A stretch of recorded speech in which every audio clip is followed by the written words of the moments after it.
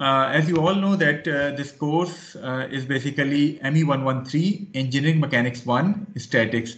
So अगर हम broadly देखें तो ये वो पहला मैकेनिकल इंजीनियरिंग का कोर्स है, कोर कोर्स है जो कि आप लोग पढ़ रहे हैं। और स्टार्ट में इस कोर्स को रखने का मकसद क्या है? It's a very basic course for all mechanical engineers, and this course will form the basis of many other courses which you are going to study in subsequent semester. For example इस semester में जैसे आप ये statics पढ़ रहे हैं, next semester में आप डायनामिक्स पढ़ेंगे, इसी तरह mechanics of material 1, mechanics of material 2, machine design 1, machine design 2, mechanical vibrations, mechanics of machine. ये सारे के सारे कोर्सेज जो है उनकी बेस यही एक कोर्स है which is engineering mechanics 1 statics. इसीलिए इस कोर्स को हमने स्टार्ट में रखा है ताकि आप एट द वेरी स्टार्ट इस बेसिक कोर्स को कवर कर लें, जो कि आपके बाकी कोर्सेज में भी जो है वो हेल्प करेगा।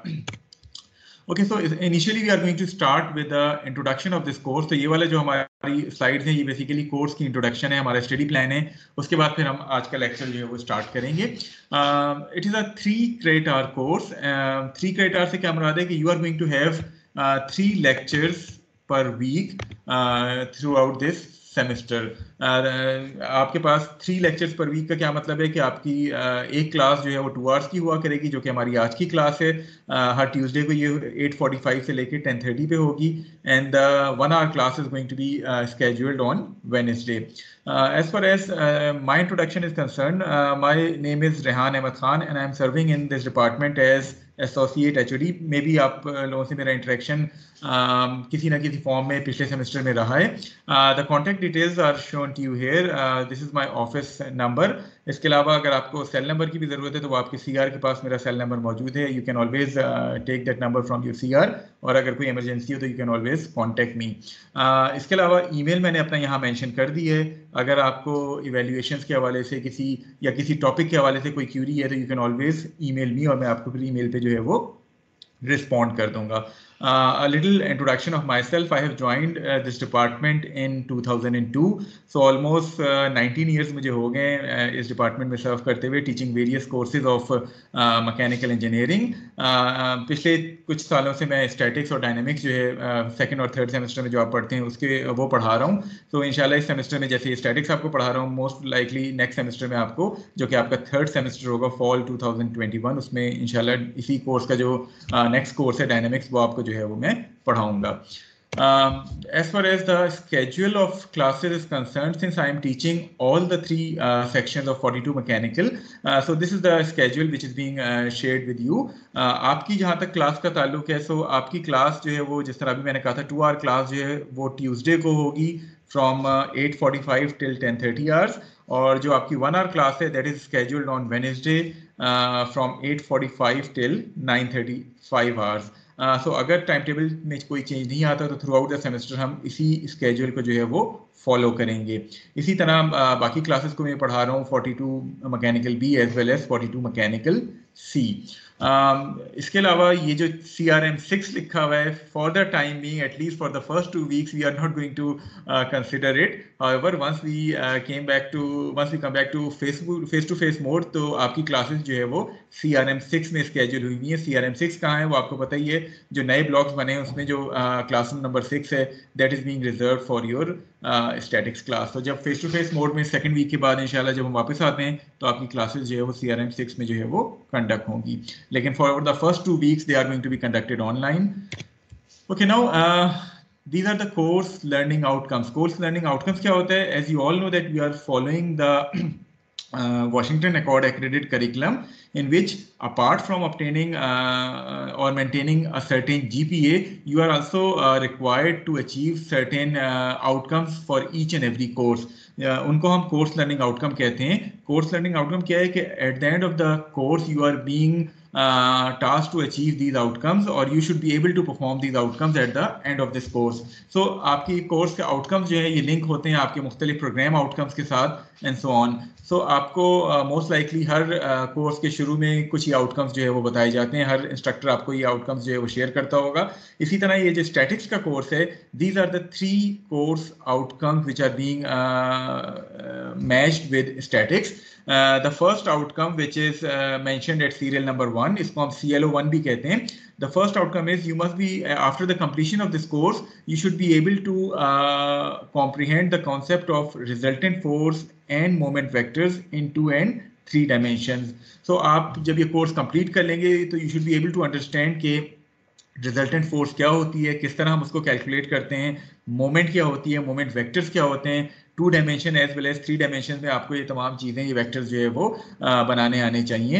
And this course learning outcome is being linked with your PLO1, जो कि पाकिस्तान इंजीनियरिंग काउंसिल का PLO1 है, इंजीनियरिंग नॉलेज का, उससे हमने इसको लिंक किया हुआ है. जहाँ तक ताल्लुक ये लेवल ऑफ लर्निंग का है तो इसके साथ C2 लिखा हुआ है. C से क्या मुराद है? It belongs to cognitive domain, और लेवल ऑफ लर्निंग हमने इसका कॉग्निटिव का सेकंड लेवल जो है वो रखा हुआ है.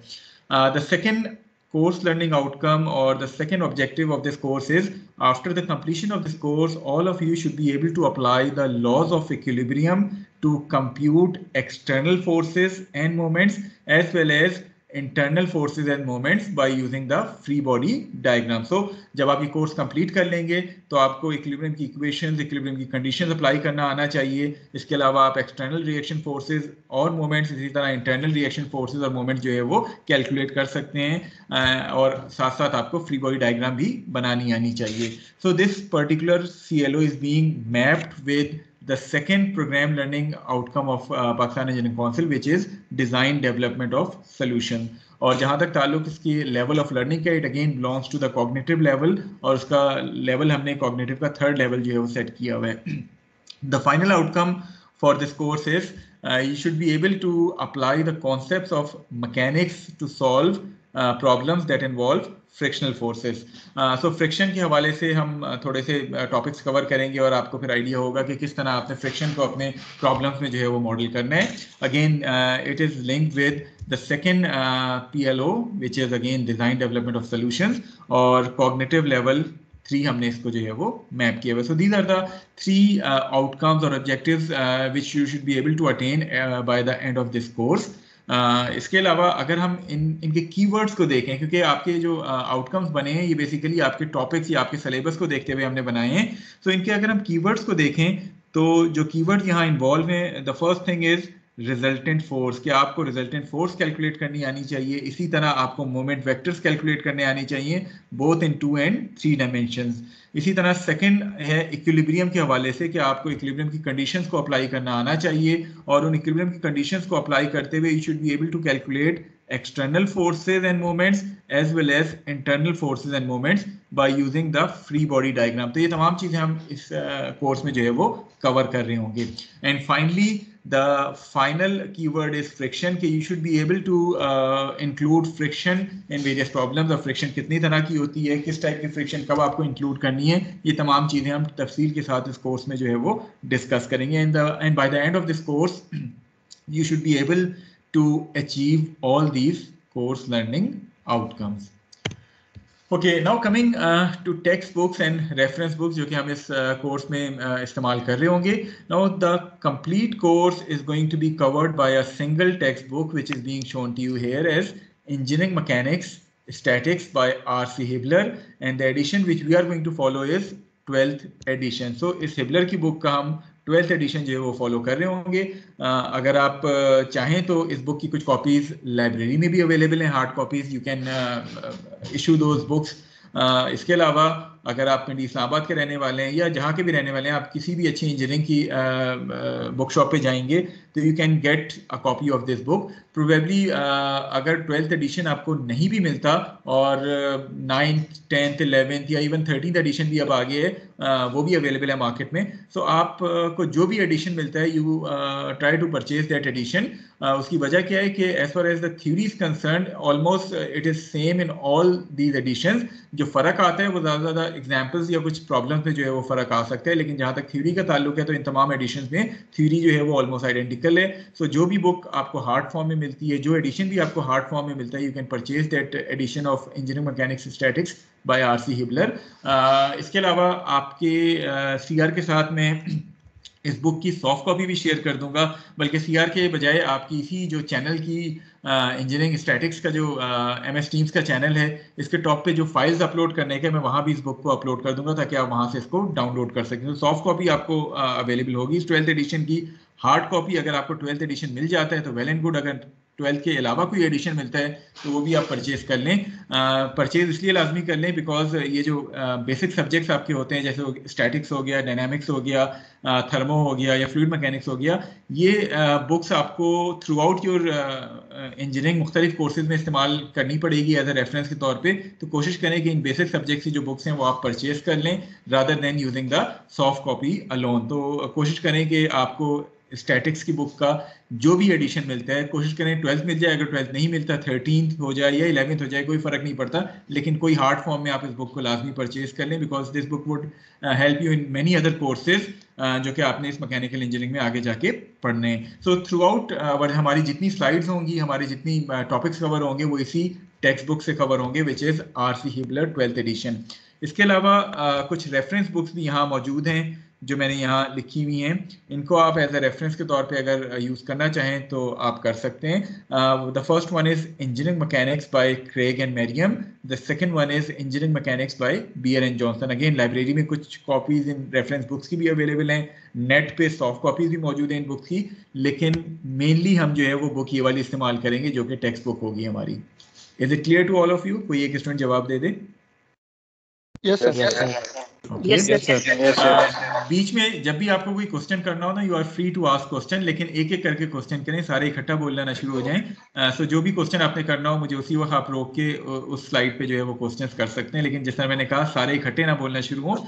एक वक्त में एक स्टूडेंट अपना माइक अनम्यूट करके जो है वो कोई क्वेश्चन कर सकता है। इसके अलावा जब मैं आपसे कुछ पूछूं तो सारे स्टूडेंट्स के जवाब देने के बजाय या CR जवाब दे दे या कोई एक वॉलंटियर स्टूडेंट जो है वो जवाब दे सकता है, ताकि जो है वो मुझे अंदाजा होता रहे कि मेरी आवाज आप तक पहुंच रही है।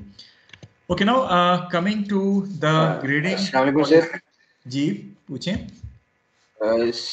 Sir, actually, which book we will use throughout our course? Because in last semester we have seen that we were unable to हम स्टडी जो है पर्टिकुलर एक बुक से नहीं कर पा रहे थे ना, तो इन 3 बुक्स में हम कौन सी बुक यूज करें कि जिस तरह शायद आपने मेरी बात कंप्लीटली सुनी नहीं है। हमारा 100% कोर्स जो है that is going to be covered from this text book which is RC Hibbeler 12th edition. 100% course हम इसी टेक्स्ट बुक से कवर कर रहे होंगे। बाकी जो रेफरेंस बुक लिखी है, अगर किसी के पास बहुत ज्यादा एक्स्ट्रा टाइम है तो वो इन रेफरेंस बुक्स पे जा सकता है, लेकिन हमारी जितनी स्लाइड्स होंगी, जितने टॉपिक्स होंगे, जितने न्यूमेरिकल्स होंगे, वो सारे के सारे इस टेक्स्ट बुक से जो है वो कवर होंगे। ठीक है, okay sir, thank you so much. Okay, now coming to this grading policy जो कि हम इस कोर्स में फॉलो करेंगे। Again it is a tentative grading policy, depending के hopefully by the end of second week ये ऑनलाइन से हम फेस टू फेस मोड पे जो है वो शिफ्ट हो जाएंगे। तो अगर हम फेस टू फेस मोड पे शिफ्ट होते हैं तो we are going to follow this grading policy कि आपके इस सेमेस्टर में throughout the semester quizzes होंगे। उनकी तादाद मैंने रफली यहाँ मेंशन कर दी है कि 6 क्विजेस तो मिनिमम होंगे ही होंगे, लेकिन मेरी कोशिश होती है कि मैं 8 या 9 क्विजेस जो है वो आपके थ्रू आउट दिस सेमेस्टर जो है वो लूँ, और ओवरऑल वेटेज इन क्विजेस की वो 15% होगी। So the quizzes are going to be of 15% weightage. कोशिश यही होगी कि मैं 9 क्विजेस लेता हूं और उसमें से बेस्ट 7 हर स्टूडेंट के जो है वो काउंट कर लेता हूं, ताकि अगर किसी वजह से किसी स्टूडेंट का कोई क्विज खराब भी हो गया है तो एटलीस्ट 2 क्विजेस की रिलैक्सेशन हर स्टूडेंट को मिल जाती है। तो मेरी कोशिश होगी कि मैं 9 क्विजेस लूं और बेस्ट 7 क्विजेस जो है वो आपकी इवैल्यूएशन की तरफ जो है वो काउंट हो जाएंगे। सेकेंडली इस कोर्स में आपको कुछ असाइनमेंट्स मिलेंगी। असाइनमेंट से क्या मुराद है कि हम जब चैप्टर्स को कंप्लीट कर रहे होंगे तो हो सकता है कुछ प्रॉब्लम्स आपको, हर चैप्टर के नहीं लेकिन कुछ स्पेसिफिक चैप्टर्स की कुछ प्रॉब्लम्स आपको एज असाइनमेंट के तौर पे दिए जाएं। टोटल 2 to 4 असाइनमेंट्स आपको दी जाएंगी and the overall weightage of these assignments are going to be 5%। इसके अलावा आपके 2 सेशनल एग्जाम्स होंगे जिनको हम OSTs भी कहते हैं, 1 hour test. So you are going to have 2 OSTs. The first one is going to be in 6th week of the semester and the second one is going to be in the 12th week of the semester. The overall weightage of these OSTs is going to be 30%. That is 15% each. आपके जो दोनों sessional exams होंगे वो 15% के होंगे अगर hopefully face to face mode में हम वापस आते हैं और ये सेशनल एग्जाम्स होते हैं। At the end of this semester you are going to have one comprehensive final exam, और वो final exam जो है that is going to be of 50% weightage. So overall final exam आपका 50% का है और बाकी आपकी प्रोग्रेसिव असेसमेंट जो है वो 50% की होंगी, जिसमें 30% सेशनल, 15% क्विजेज और 5% आपकी असाइनमेंट्स होंगी. जनरली जब हम फेस टू फेस मोड में आते हैं तो जो क्विजेज होते हैं मेरे वो ज़्यादातर सरप्राइज क्विजेज होते हैं. सरप्राइज क्विज से क्या मुराद है कि हमने एक टॉपिक ख़त्म किया इस हफ्ते की क्लास में, तो मोस्ट लाइकली अगले हफ्ते की क्लास में हम उससे क्विज एक्सपेक्ट कर सकते हैं. लेकिन अगर वो डीएल मोड में ही चला तो फिर प्रॉब्ली सरप्राइज के बजाय आपके अनाउंस क्विजेज होंगे. लेकिन बहरहाल जिस तरह भी आपके क्विजेज हुए, कोशिश होगी कि 9 क्विजेज हम पूरा करें और उसमें से बेस्ट 7 क्विजेज हम इवेल्युएशन की तरफ जो है वो काउंट करें. सो ग्रेडिंग पॉलिसी के हवाले से अगर आप कुछ पूछना चाहते हैं कोई स्टूडेंट तो आप पूछ सकते हैं. No, sir. Okay, so after grading policy, let us move to the details of syllabus जो कि हम इस कोर्स में कवर कर रहे होंगे. आज का हम लेक्चर, आज के जो भी अभी लेक्चर चल रहे हैं, इसमें इंट्रोडक्शन के बाद we are going to start with chapter number 1, that is general principles of mechanics. ये जस्ट मैकेनिक्स का इंट्रोडक्शन है कि मैकेनिक्स क्या होती है, कितनी तरह की होती है. सो आज हम इस जनरल प्रिंसिपल्स ऑफ मैकेनिक्स को कवर करेंगे. उसके बाद हम थोड़ा सा ब्रेक कर लेंगे, अराउंड 9:35 के अराउंड हम थोड़ी सी ब्रेक करेंगे. और ब्रेक के बाद we are going to start our first major topic which is chapter number 2 जो कि फोर्स वेक्टर्स का है. Then probably in subsequent weeks we are going to cover chapter number 3 which is equilibrium of a particle, and chapter number 4 force system resultants, equilibrium of a rigid body, structural analysis, internal forces, and finally at the end of this course we are going to cover friction as well. So these are the 8 chapters which we are going to cover from that statics books. अगर आप market जाते हैं तो generally आपको market में statics की books अलग भी मिल जाती है 12th एडिशन, या आपको हो सकता है ये भी हो कि आपको स्टैटिक्स और डायनेमिक्स की कंबाइन हिबलर की बुक मिल जाए तो 12th एडिशन. अगर ऐसा कुछ है तो आप वो कंबाइन वाली बुक जो है वो परचेज कर लें, जो कि आपको डायनेमिक्स के कोर्स में भी हेल्प करेगी. उस बुक के पहले 8 चैप्टर्स जो है वो स्टैटिक्स के हैं और बाकी चैप्टर्स जो है वो डायनेमिक्स के कोर्स में जो है वो कवर किए जाएंगे. सो अगर आपको एक कंबाइन वॉल्यूम 1 और 2 मिलती है स्टैटिक्स एंड डायनेमिक्स, तो आप वो भी परचेज कर सकते हैं. इस तरह दोनों कोर्सेज आपके जो है वो कवर हो जाएंगे. जहाँ तक ताल्लुक इस कोर्स की सीक्वेंसिंग का है तो प्रोबेबली फर्स्ट सेशनल एग्जाम में अगर तो फेस टू फेस मोड में आते हैं और 6 वीक में आपका फर्स्ट OST होता है, तो उसमें probably force vectors, equilibrium of a particle और किसी हद तक हम फोर्स सिस्टम रिजल्टेंट्स को जो है वो कवर करेंगे. For the second sessional force system resultant के बाकी टॉपिक्स और इसके अलावा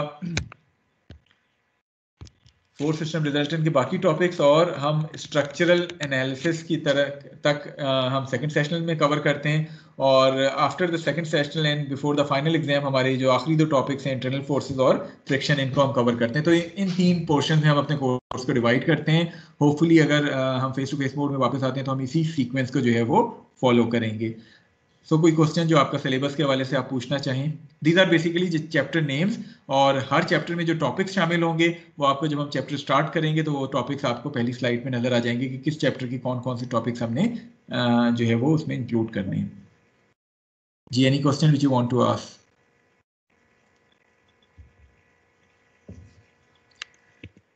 Okay, so let us start with the very first chapter. Let me share the slides with you once again.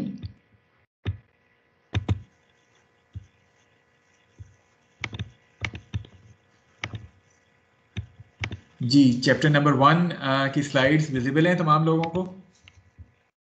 Yes sir. Yes, sir. Okay, so जिस तरह मैंने अभी कहा था टॉपिक्स जब हम डिस्कस कर रहे थे कि we are going to have an introduction of mechanics in chapter number 1. अभी 9:10 में, सो नेक्स्ट 20-25 मिनट्स में हम थोड़ा सा इंट्रोडक्शन देखेंगे मैकेनिक्स का, and then we are going to take a little break, और उसके बाद फिर हम अपना मैकेनिक्स का कोर्स फॉर्मली स्टार्ट करेंगे from chapter number 2. Okay, starting with chapter number 1, this is again being covered from the same book जो कि हमने टेक्स्ट बुक के तौर पे डिफाइन की है, engineering mechanics statics by R.C. Hibbeler 12th edition. इसके अलावा मैं ये भी करता हूँ आपके साथ, चूंकि मेरा पहला इंट्रोडक्शन है कोर्स के हवाले से, ये जितनी स्लाइड्स हैं ये एक तो रिकॉर्डिंग्स आपको इसी चैनल की फाइल्स में मिल जाएंगी. इसके अलावा ये जो जितनी भी पावर पॉइंट की स्लाइड्स हैं ये भी मैं साथ साथ आपकी उसी फाइल्स के सेक्शन में अपलोड करता रहूँगा। तो आपको ये तमाम स्लाइड्स जो है हर चैप्टर की, वो आपको, या हर वीक की स्लाइड्स जो है वो उस पर्टिकुलर फाइल्स के सेक्शन में जो इस चैनल का बना हुआ है उसमें आपको जो है वो मिल जाएंगी। ओके, सो चैप्टर नंबर 1 में जो हम इंट्रोडक्शन कवर करेंगे उसमें ये टॉपिक्स हैं जो कि हम ब्रीफली कवर कर रहे होंगे। सबसे पहले मैकेनिक्स क्या होती है, रिजिड बॉडी मैकेनिक्स क्या होती है, कुछ फंडामेंटल कॉन्सेप्ट्स हैं जिसमें बेसिक क्वांटिटीज आ जाती है, आइडियलाइजेशन हम कुछ इस्तेमाल करते हैं इस कोर्स में, और न्यूटन्स के लॉ को थोड़ा सा हम रिवाइज कर लेंगे, and finally the units of measurement जो है, इन टॉपिक्स को हम अभी अगले नेक्स्ट 20-25 मिनट्स में कवर कर रहे होंगे। Okay, starting with mechanics. Mechanics is basically a branch of science that is concerned with the state of rest or motion of bodies that are subjected to the action of forces. So mechanics में आप उन तमाम systems को cover करते हैं जो कि either rest पे होते हैं या motion में होते हैं under the action of various forces, जिसकी वजह से वो motion कर रहे होते हैं. So this mechanics is basically divided into three branches. The first one is rigid body mechanics, the second one is deformable body mechanics, and the third one is fluid mechanics. So broadly speaking, ये जो mechanics है ये हम 3 मुख्तलिफ हिस्सों में divide कर सकते हैं इस mechanics को। पहली जो टाइप है या पहली जो कैटेगरी है इसको हम rigid body mechanics के तौर पे आइडेंटिफाई करते हैं। आपके जो सब्जेक्ट्स हैं mechanics, जिसको हम अभी इस सेमेस्टर में स्टार्ट कर रहे हैं, स्टैटिक्स एज वेल एज जो नेक्स्ट सेमेस्टर में हमने पढ़ना है डायनामिक्स, ये दोनों इस रिजिड बॉडी मैकेनिक्स से रेलिवेंट हैं। So the first type of mechanics is rigid body mechanics, जिससे रेलिवेंट ये 2 कोर्सेज आप पढ़ेंगे। वन इज स्टैटिक्स जो कि अभी हम इस सेमेस्टर में पढ़ रहे हैं, the second one is dynamics जो कि हम नेक्स्ट सेमेस्टर में पढ़ेंगे। रिजिड बॉडी मैकेनिक्स जो है it is basically a prereq to deformable body mechanics as well as fluid mechanics. So आप rigid body mechanics जब पढ़ लेंगे उसके बाद फिर आपकी deformable body mechanics और fluid mechanics आएगी। उसकी वजह क्या है कि ये rigid prereq के तौर पे इस्तेमाल किए जाते हैं in the other 2 branches of mechanics. deformable body mechanics की अगर हम बात करें तो आपके जो कोर्सेज हैं mechanics of material 1 as well as mechanics of material 2, they are basically concerned with this deformable body mechanics. अब ये क्या होती है ये अभी अगली स्लाइड्स में आ जाएगा कि rigid body mechanics क्या है और deformable body mechanics क्या है, लेकिन आपके मेजर कोर्सेज जो deformable body mechanics के आप पढ़ते हैं that is MOM 1 and MOM 2, जो कि probably आप 4th और 5th सेमेस्टर में जो है वो पढ़ रहे होंगे। Then the third type of mechanics is fluid mechanics, कि आप फ्लूइड्स के ऊपर जब मैकेनिक्स के कॉन्सेप्ट इस्तेमाल करते हैं तो that type of mechanics is termed as fluid mechanics. Again आपके जो कोर्सेज FM1 यानी फ्लूइड मैकेनिक्स 1, फ्लूइड मैकेनिक्स 2, इसके अलावा किसी हद तक थर्मो 1, थर्मो 2 जो आप पढ़ेंगे वो तमाम आपके इस फ्लूइड मैकेनिक्स से रेलिवेंट कोर्सेज हैं जो कि आप अगेन 3rd, 4th और 5th सेमेस्टर में जो है वो कवर कर रहे होंगे। So these are the 3 branches of mechanics. Rigid, जिस तरह मैंने कहा, rigid body mechanics is a basic requirement for the study of mechanics of deformable bodies and mechanics of solids. Rigid body mechanics is essential for the design and analysis of many types of structural members, mechanical components, etc. etc. आपकी जो design की requirement है उसका जो basic course है वो भी यही रिजिड बॉडी मैकेनिक्स ही है, जिसको आप अपनी डिज़ाइन के मुख्तलिफ कोर्सेज में भी जो है वो इस्तेमाल कर रहे होंगे। Okay, now coming to this rigid body mechanics. Rigid body mechanics is basically divided into 2 sub-branches. The first one is statics, which deals with the equilibrium of bodies. So ये जो statics का course है, throughout that course we are going to discuss the equilibrium of a system, whether it is a rigid body or a particle, but we are going to strictly restrict our discussion towards the equilibrium conditions. हम statics में उन तमाम systems को deal करते हैं जो कि equilibrium में होते हैं। इक्विलिब्रियम से क्या मुराद है कि दो system would be either at rest or they are going to move with common velocity. So equilibrium की कंडीशंस क्या है कि if that system is at rest or moving with a constant velocity, then we can say that that particular system is being in equilibrium. तो हमारी जितनी statics है या statics के जितने प्रॉब्लम्स हैं वो तमाम के तमाम डील करते हैं to those systems which are basically in equilibrium. इसके मुकाबले में जो second branch है rigid body की, it is dynamics. Dynamics क्या होता है? Dynamics is basically concerned with the accelerated motion of a system. So जब भी आपके पास कोई सिस्टम है वो इक्विलिब्रियम में है, आप उस पर स्टैटिक्स वाली कंडीशन अप्लाई करेंगे। जब भी आपके पास कोई सिस्टम जो है वो एक्सेलरेटेड मोशन कर रहे हैं तो उसके ऊपर हम डायनेमिक्स वाली तमाम इक्वेशंस, डायनेमिक्स वाले तमाम कॉन्सेप्ट जो है वो अप्लाई कर रहे होंगे। स्टैटिक्स को हम as a special case of dynamics भी कंसिडर कर सकते हैं, in which the system which you are considering is basically moving with zero acceleration. In constant velocity से मूव करें तो इसकी एक्सेलरेशन जीरो हो जाएगी. So statics can be considered as a special case of dynamics in which the system which you are considering is basically moving with a zero acceleration. So I hope कि statics और dynamics का difference हर एक को समझ आ गया है. Yes, sir. Okay. Okay, now coming to some fundamental concepts which we would be using throughout this course of statics as well as subsequent course of dynamics as well. सबसे पहले हम कुछ बेसिक क्वांटिटीज की बात करते हैं. जो basic quantities आप इस कोर्स में इनकाउंटर करेंगे, the first one is length. Length क्या है? It is used to locate the position of a point or body in space and thereby describe the size of that physical system. कि जो भी हम system consider कर रहे हैं उसके साइज को डिफाइन करने के लिए हम लेंथ के मदद से उसके साइज को जो है वो डिफाइन कर सकते हैं.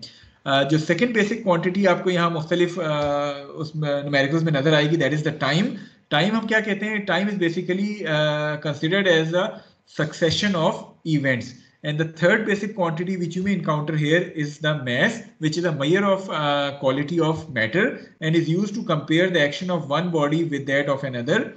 Moreover, mass provides a measure of resistance of matter to the change in velocity. तो ये तीन आपकी basic quantities हैं, length, time and mass, जो कि आपको मुख्तलिफ मैकेनिक्स के कोर्सेज में खास तौर पे जो है वो मुख्तलिफ कोर्सेज में आपको इस्तेमाल करनी पड़ेगी. Length, time as well as mass. So these are the three basic quantities. Moreover, there is a fourth basic quantity as well, which you are going to encounter in various subjects of mechanics. It is the force. Force क्या होती है? Force is considered as a push or a pull exerted by one body on another. For example, अगर मैं अपने हाथ से दीवार को पुश करता हूँ तो मैं बेसिकली दीवार के ऊपर जो फोर्स लगा रहा हूँ तो वो एक तरह से पुश कर रहे हैं आप दीवार को. तो हम फोर्स को एज अ पुश या पुल के तौर पे कंसिडर करते हैं. पुल की सूरत में होता है कि दीवार में सपोज एक हुक लगा हुआ है और आप उस हुक को अपने हाथ की मदद से पुल करने की कोशिश करें तो आप एक फोर्स लगा रहे होते हैं उस हुक को पुल करने के लिए. सो द पुशिंग और pulling effect is basically considered as the force. Force जो है it is completely characterized by its magnitude as well as its direction. अगर हम force को completely define करना चाहते हैं तो हमें उसके लिए उसका magnitude भी चाहिए, हमें उसका direction भी चाहिए, as well as the point of application कि किस point पे आप उस force को apply कर रहे हैं. So these are the four basic quantities जिसको हम गाहे बगाहे इस कोर्स में जो है वो इस्तेमाल कर रहे होंगे. Length, time, mass as well as force. इसके अलावा कुछ आइडियलाइजेशंस भी हम इस्तेमाल कर रहे होंगे. Can any one of you please tell me कि हम आइडियलाइजेशन से क्या मुराद होती है? कोई आइडिया है आपको? सर, दो सिचुएशन जहाँ पे हम कुछ फैक्टर्स को इग्नोर करते हैं where we consider they don't play an effect. That's correct. हम बेसिकली करते क्या है कि अपनी जो कॉम्प्लेक्स एनालिसिस होती है उसको थोड़ा सा सिंप्लीफाई करने के लिए हम कुछ अजम्पशंस करते हैं, कुछ चीज़ों को आइडियलाइज करते हैं. इसने बता दिया है मुझे. So idealizations हम कहते हैं कि मॉडल्स और idealisations are used in mechanics in order to simplify the application of theory. यानी आपके पास कोई कॉम्प्लेक्स सी चीज है, उसको आप मॉडल करना चाह रहे हैं तो कुछ अजम्पशंस करेंगे, कुछ आप सिंप्लीफिकेशंस करेंगे उसको मॉडल करने के लिए. वो तमाम चीजें आपकी आइडियलाइजेशंस कहलाती हैं. So the first idealization which we will be using in this course is particle. Particle क्या होता है? Particle is being considered as a point mass. That is, it has a size that can be neglected. तो आप अगर किसी भी चीज को एज अ पार्टिकल लेके जब कंसिडर कर रहे हैं तो एक तरह से आप उसके साइज को अपनी एनालिसिस में नहीं ला रहे, रादर आप उसको एज अ पॉइंट. काइंडली अपने माइक बाकी स्टूडेंट्स म्यूट कर दें. सिर्फ जिसने अगर कोई क्वेश्चन करना है तो वो अपने माइक को अनम्यूट कर सकता है, ठीक है? इससे बाकी लोग डिस्टर्ब होते हैं. Okay, when we are considering something as a particle, it means that we are ignoring its size, rather we are considering it as a point mass. For example, the size of Earth is insignificant as compared to the size of the overall universe. So जब हम universe की बात कर रहे हैं तो हम अर्थ को एज अ पार्टिकल लेके उसकी मॉडलिंग जो है वो कर सकते हैं. पार्टिकल का फायदा क्या होता है या पार्टिकल की आइडियलाइजेशन का फायदा क्या होता है? Most of the principles of mechanics reduce to a rather simplified form, since the geometry of the body will not be involved if we are considering it as a particle. तो जब भी आप किसी चीज को एज अ पार्टिकल के तौर पे कंसिडर करते हैं तो फायदा ये होता है कि आप उसकी ज्योमेट्री को जो है वो इग्नोर कर सकते हैं, उसकी ज्योमेट्री इन्वॉल्व नहीं होती और आप सिंपली उसको एज अ पॉइंट मैथ लेके अपनी तमाम के तमाम एनालिसिस जो है वो परफॉर्म कर सकते हैं। तो पहली आइडियलाइजेशन तो ये होगी कि आप किसी भी चीज को पार्टिकल लेके उसको पॉइंट मैथ लेके अपनी चीजों को मॉडल कर सकते हैं। फॉर एग्जांपल अगर हम इस हुक की बात करें, आपके पास ये जो हुक ए पे नजर आ रहा है, इसके ऊपर 3 फोर्सेस एक्ट कर रही हैं, which are these 3 forces. So once you are modelling this hook, आप इसको एज अ पार्टिकल लेके जो है वो तीनों फोर्सेस को एक पॉइंट मैथ या इस हुक को एक पॉइंट लेके इसके ऊपर ये तीनों फोर्सेस जो है वो अप्लाई कर सकते हैं। तो जब भी आप किसी चीज को पार्टिकल लेते हैं आप उसको as a point mass consider करते हैं और आप उसकी डायमेंशंस की बात नहीं करते। अदरवाइज ये हुक है, डेफिनेटली इसका कोई ना कोई डायमीटर होगा, कोई साइज होगा, कोई बाकी प्रॉपर्टीज होंगी, लेकिन हम बाकी सबको इग्नोर कर देते हैं और उसको एज अ पॉइंट मैथ लेके मॉडल कर रहे होते हैं अपनी मुख्तलिफ प्रॉब्लम्स में। तो आई होप के पार्टिकल की आइडियलाइजेशन हर एक को समझ आ गई है। Yes sir. ठीक है, यस सर। ओके। जो सेकेंड आइडियलाइजेशन हम इस कोर्स में इस्तेमाल करेंगे वो रिजिड बॉडी की है। Can any one of you may define what a rigid body is? Rigid body की डेफिनेशन क्या होती है, कोई डिफाइन कर सकते हैं? सर वन जिसके दैट इज पार्टिकल नॉट के दरमियान डिस्टेंस चेंज ना हो फोर्स अप्लाई करने से। Okay, that's correct. A rigid body is a body which is incapable of any deformation. It means that once you apply some load on that rigid body, उसके ऊपर किसी किस्म की deformation उस लोड की application के नतीजे में नहीं आएगी। So, rigid body can be considered as a combination of a large number of particles in which all the particles remain at a fixed distance from one another. That is, once you apply a load on that rigid body, then that rigid body is incapable of any deformation. क्या हमारे पास कोई 100% rigid body exist करती है?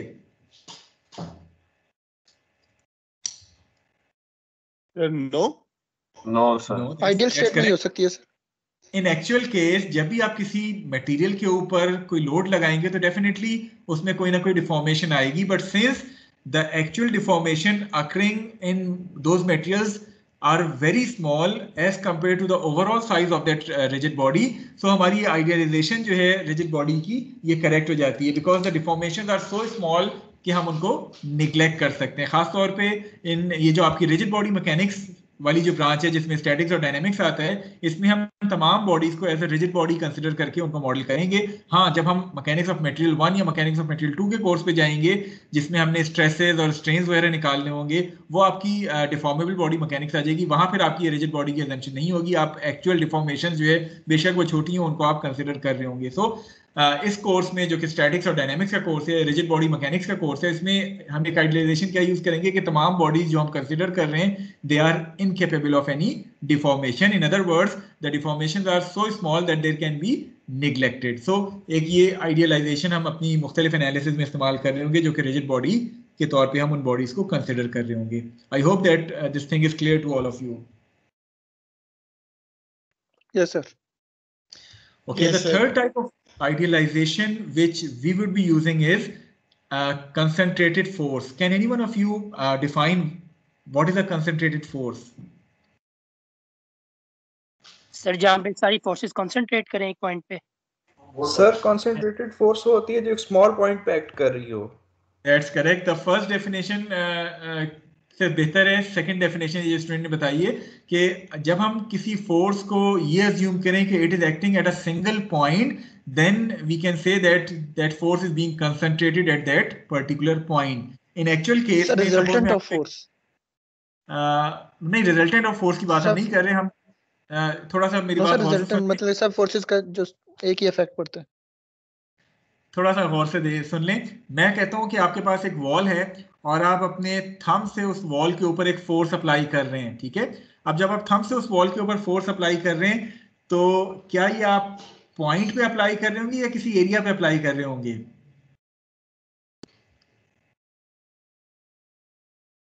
Point पे sir point पे। दोबारा सोच लें, पॉइंट पे अप्लाई कर रहे होंगे कि एरिया पे अप्लाई कर रहे होंगे? एरिया भी। एरिया पे अप्लाई कर रहे होंगे, क्योंकि आप जब थंब दीवार से टच करते हैं तो आपके थंब का कोई स्पेसिफिक एरिया उस दीवार के साथ इन कांटेक्ट में आ रहा होता है। तो ऑल्दो आप एरिया पे उसको अप्लाई कर रहे हैं, लेकिन ओवरऑल एरिया के मुकाबले में थंब का जो ओवरऑल एरिया या वॉल का ओवरऑल एरिया के मुकाबले में जिस पॉइंट पे आप फोर्स लगा रहे हैं वो बहुत छोटा एरिया है, तो आप उसको एज अ पॉइंट के तौर पे कंसिडर करके उसको कंसंट्रेटेड फोर्स के तौर पे मॉडल कर सकते हैं। सो कंसंट्रेटेड फोर्स क्या होता है? It represents the effect of loading which is assumed to act at a single point. Although in general आपके पास पॉइंट पे कोई फोर्स नहीं आ रही होती, हमेशा एरिया पे ही अप्लाई हो रही होती है, लेकिन वो एरिया इतना छोटा एरिया होता है as compared to the overall area of that body कि आप उसको एज अ पॉइंट मैस या कंसंट्रेटेड फोर्स के तौर पे जो है वो अज्यूम कर सकते हैं। Is this definition clear to all of you? Yes, sir. Yes, sir. ठीक है, तो ये तीन तरह की आइडियलाइजेशंस हम अपनी इस रिजिड बॉडी मैकेनिक्स में इस्तेमाल कर रहे होंगे। द फर्स्ट वन इज कुछ चीज़ों को हम एज अ पार्टिकल लेके मॉडल कर रहे होंगे जब हम उनको एज अ पॉइंट मैस कहते हैं, कुछ चीज़ों को हम रिजिड बॉडी लेके मॉडल कर रहे होंगे, और फोर्सेस को हम तमाम फोर्सेस को कंसंट्रेटेड फोर्स के तौर पे कंसिडर कर रहे होंगे कि वो एक पॉइंट पे अप्लाई हो रही हैं। तो ये तीन आइडियलाइजेशन हम वक्तन फवक्तन इस कोर्स में जो है वो इस्तेमाल कर रहे होंगे। Okay, very quickly Newton's law, कोई स्टूडेंट तेजी से इन लॉस को बता सकते हैं? फिजिक्स में आपने पढ़े हुए?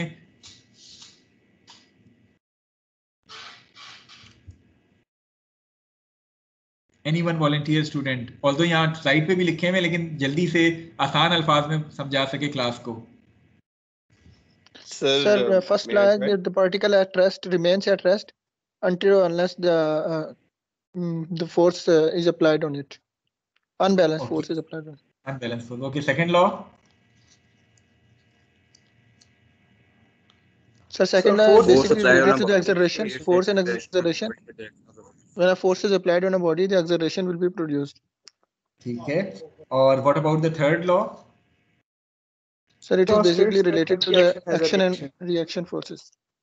Okay, so I hope कि physics में आपने पढ़े हैं। Quickly हम इनको revise कर लेते हैं। The first law says that a particle originally at rest or moving with constant velocity in a straight line will remain in that position until it is being acted upon by an unbalanced force. So if that particle is acted upon by an unbalanced force, then as a result of that unbalanced force, the particle is going to move in the direction of that unbalanced force with some acceleration. So these are the first and second law. Third law क्या कहता है? The mutual forces of action and reaction between two particles are equal, opposite and collinear. तो आपकी जितनी statics है या ये जो कोर्स है स्टैटिक्स का जो अभी आप पढ़ रहे हैं, चूंकि इक्विलिब्रियम वाली कंडीशंस को डील करता है, so all the statics is based on these two laws which are the first and third law. आपकी जितनी डायनामिक्स है जिसमें हम एक्सेलरेटेड मोशन की बात कर रहे होते हैं, so all the concepts of dynamics are based on the second law.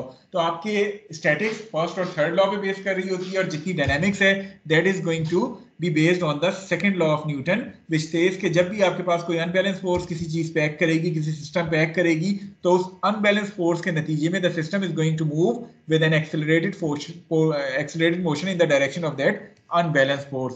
तो आपकी स्टैटिक्स में हम फर्स्ट और थर्ड लॉ को वक्तन फवक्तन इस्तेमाल कर रहे होंगे, जबकि डायनामिक्स जो है वो आपकी सेकंड लॉ के ऊपर बेस कर रही होती है। द फाइनल स्लाइड, उसके बाद हम थोड़ा सा ब्रेक कर लेंगे। सर आपकी आवाज जी आवाज आ रही है अब? Yes, sir, सही बात है। एक्चुअली वो कभी नेट का कनेक्शन हो सकता है, आपका आपकी तरफ नेट का कनेक्शन खराब हो, तो इसीलिए मैं ये चीज़ें रिकॉर्ड भी कर रहा हूँ, और अगर आपका कोई चीज़ मिस हो भी जाती है नेट के कनेक्शन की वजह से, तो kindly eight the end of the course या जब भी आपको टाइम मिले आप इस रिकॉर्डिंग को दोबारा जो है वो सुन सकते हैं। वो रिकॉर्डिंग इसी चैनल के फाइल्स वाले पोर्शन में जो है वो मौजूद होगी। Okay, final slide which is related to the units of measurement, के कौन से यूनिट्स हम इस कोर्स में जो है वो इस्तेमाल कर रहे होंगे। No, there are two basic systems of units जो कि हम इस्तेमाल करेंगे। The first one is the SI system of units, जिसको हम सिस्टम इंटरनेशनल सिस्टम भी कहते हैं।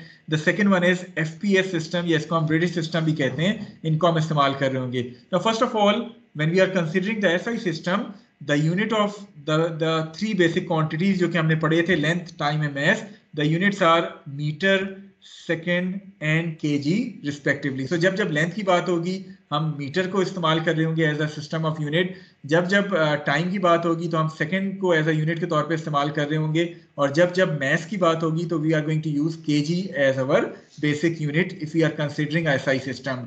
फोर्स की जब हम बात करते हैं तो force is being defined as F equal to ma।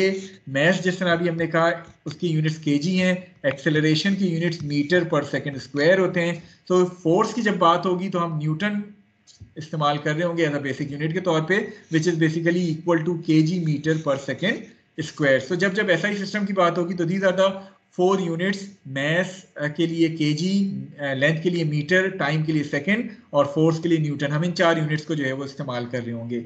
इसके मुकाबले में जब ब्रिटिश यूनिट्स की बात होगी या एफपीएस सिस्टम की बात होगी तो उसमें लेंथ का यूनिट जो है वो फुट है, टाइम का यूनिट वही है जो कि सेकंड है, फोर्स का यूनिट जो है वो पाउंड आता है। सो पाउंड जब भी डिफाइन होगा तो बेसिकली हम फोर्स की बात कर रहे होंगे और पाउंड फोर्स की बात कर रहे होंगे यूनिट के तौर पे।